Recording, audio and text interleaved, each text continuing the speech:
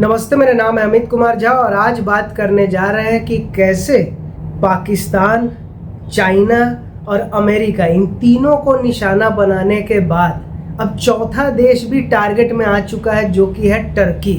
और कैसे पाकिस्तान का साथ देना अब इसके लिए गले की फांस बनते जा रहा है और उसका बहुत बड़ा नुकसान अभी हुआ है, अभी और बहुत होना बाकी है।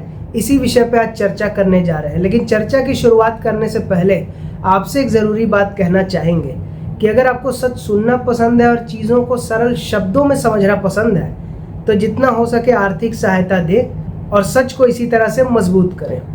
तो पहलगाम आतंकी हमले के बाद भारत हर मोर्चे से पाकिस्तान पे दबाव बना रहा था, आर्थिक कूटनीतिक दोनों तरह से, चाहे सिंधु जल समझौता रद्द करना हो या जो व्यापार है उसको ख़त्म करना हो। लेकिन इसी बीच टर्की ने अपना कार्गो प्लेन भेजा पाकिस्तान के तरफ आतंकी हमले के तुरंत बाद और अपना ड्रोन्स सप्लाई किया।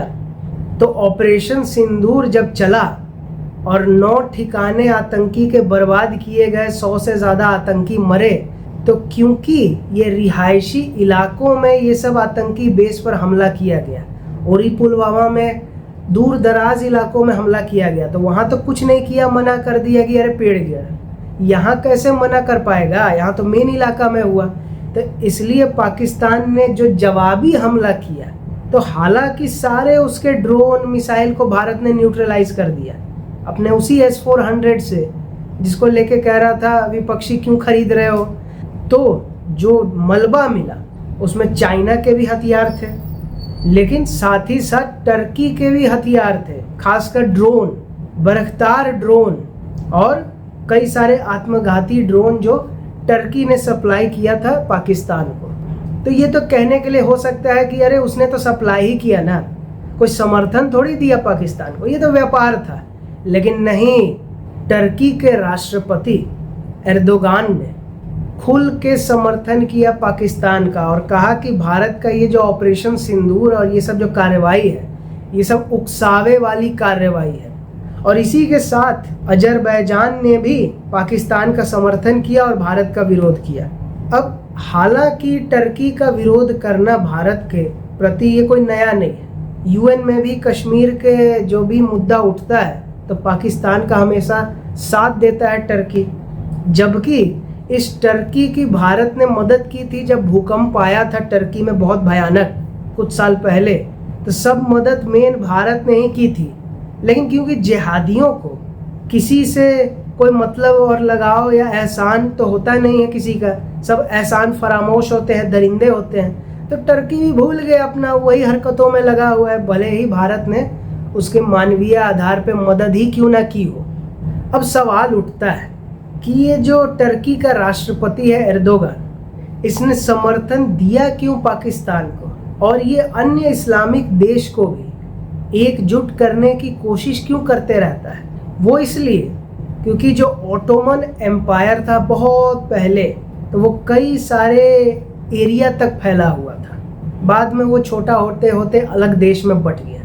तो एर्दोगान का यही सपना है कि सारे मुस्लिम देशों को हम एक करें, एक मुस्लिम उम्मा बनाए, एक एकजुटता बनाए और हम उसका खलीफा बने, यानी कि सुप्रीम लीडर बने।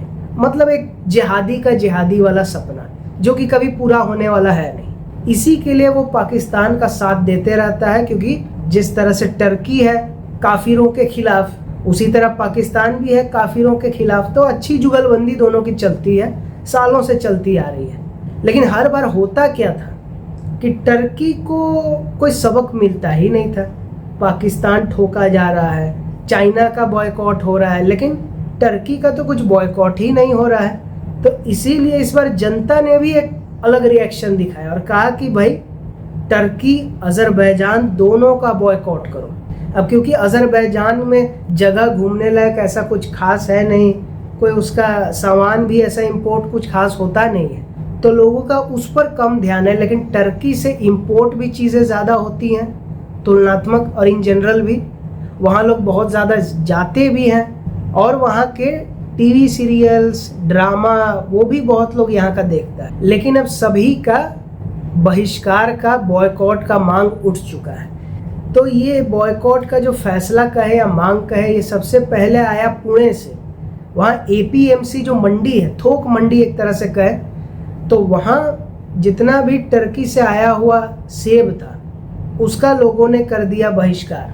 जो वहाँ के मेन व्यक्ति है उसने क्या कहा कि रिटेल व्यापारी टर्की से आया हुआ सेब का बहिष्कार कर रहा है, बॉयकॉट कर रहा है, इसलिए अब हम भी नहीं मंगाएंगे, हम भी अब ईरान, न्यूजीलैंड, यहाँ वहाँ से मंगाएंगे। मतलब 1200 करोड़ के आसपास का सेब का व्यापार चलता था टर्की से, जो कि अब हो गया खत्म। कोई सरकार ने नहीं किया, लोगों ने अपने से इनिशिएटिव लिया और ये किया खत्म। मतलब 1200 करोड़ का ऐसे ही टर्की को नुकसान। दूसरा, जो लोग कह रहे थे कि बॉलीवुड वाला, टीवी सीरियल वाला ये सब विरोध नहीं कर रहा है पाकिस्तान का, हालांकि कई ने किया लेकिन फिर भी बहुतों ने नहीं किया। तो जिन्होंने किया वो इसमें भी सामने आए और कहा कि भाई टर्की जाना बंद करो, और भी जगह है जाने के लिए, उसका बगल में ग्रीस है, इतना ही विदेश घूमना है तो वहाँ जाओ, देश में इतना सारे एरिया है वहाँ घूमो। तो इसका असर ये दिखने भी लगा कि 50 से 60% टिकट बुकिंग और होटल की बुकिंग लोग कैंसिल करा रहा है। ईज माई ट्रिप और इक्सीगो और इस तरह का जितना भी ट्रैवलिंग वाला जो साइट है वो सब अब टर्की का कोई बुकिंग लेने को तैयार नहीं है, फुल बॉयकॉट। और तीसरा, जैसा कि कहा कि टीवी सीरियल और फिल्म भी वहाँ का कुछ लोग देखता है, तो जिस ऐप पर उसको दिखाया जाता है उस ऐप को लोग अनइंस्टॉल कर रहा है, देखना बंद कर रहा है। मतलब एंटरटेनमेंट सेक्टर पे लात, ट्रेड पे लात, टूरिज्म पे लात। और जो टर्की का हमारी भारतीय सेना ने जो ड्रोन, जो मिसाइल न्यूट्रलाइज किया, समाप्त किया, तो इससे जो कद था टर्की का, बड़े बड़े हम लोग हथियार बनाते हैं, अचूक बनाते हैं, वो सब का हवा ख़त्म। और इसी वजह से स्टॉक मार्केट में जितना भी उनका हथियार बनाने वाले कंपनी का वैल्यू है वो सब एकदम गिरते जा रहा है और भारत का जो है वो बढ़ते जा रहा है। तो मतलब चाइना का भी गिर रहा है क्योंकि उसका भी ठुका, टर्की का भी गिर रहा है क्योंकि उसका भी ठुका। तो मतलब अगर शॉर्ट में बात समझे तो वो क्या है, वो ये है कि प्रधानमंत्री मोदी जो कहते हैं कि न्यू इंडिया, ये कोई राजनीतिक स्लोगन नहीं है ऐसे ही बोल दिए, ये सही में न्यू इंडिया है। क्योंकि पहले लोग इस तरह से एकजुट हुआ ही नहीं करते थे देश के प्रति इतना ज़्यादा कि अपने स्तर से ही दूसरों को सबक सिखाया जाए। जैसे मालदीव्स के मंत्रियों ने प्रधानमंत्री मोदी को लेकर, लक्षद्वीप को लेकर कुछ ना कुछ कहा, तो भारतीय एकजुट हुए, मालदीव्स को कैंसल किया, एक तरह से जाएंगे ही नहीं। कोई आज भी ऐसा नहीं है कि मालदीव्स में एकदम भारतीयों की भीड़ बढ़ गई, ये सब तो टेम्पररी है, नहीं। अब लोगों का याददाश्त कुछ बढ़ा है क्योंकि अब भारतीय अपने प्रधानमंत्री, अपने देश के प्रति कुछ बुरा किसी विदेशी से तो सुनने को बिल्कुल तैयार नहीं है, ये भारतीयों ने साफ कर दिया है। तो हमने टर्की और अजरबैजान के प्रति आर्थिक युद्ध छेड़ दिया है कि ना तुम्हारे यहाँ जाएंगे तो तुम्हारा टूरिज्म होगा डाउन, तुम्हारा कोई सामान इंपोर्ट नहीं करेंगे तो तुम्हारा व्यापार होगा डाउन, तुम्हारा कोई मूवी फिल्म नहीं देखेंगे किसी भी स्ट्रीमिंग प्लेटफॉर्म में तो वो स्ट्रीमिंग प्लेटफॉर्म भी जाएगा घाटे में, तो ओवरऑल वो तुम्हारी चीज़ें लेगा नहीं या भारत में कारोबार ही बंद कर देगा। तो उधर इंटरटेनमेंट सेक्टर का डाउन, मतलब हर तरह से डाउन करने की कोशिश, और तुम्हारा जो हथियार फेल हुआ तो उसका इज्जत डाउन, और आगे चल के और जो टेंडर दिया होगा कई देशों ने वो करेगा खारिज। इधर चाइना की फजीहत हो रही है, उसका हथियार का लोग कैंसिल कर रहा है जो ने ऑर्डर दिया था। पाकिस्तान का तो एयर बेस तक जो ठोक दिया हमने आतंकी के साथ साथ, तो उसका तो डबल फजीहत है, और वो जो जश्न मना रहा है वो ट्रिपल फजीहत है। लेकिन पाकिस्तानियों का बिना बेइज्जती के एक दिन भी गुजर जाए तो उन्हें खाना हजम नहीं होता है, तो वो तो बात ही अलग है।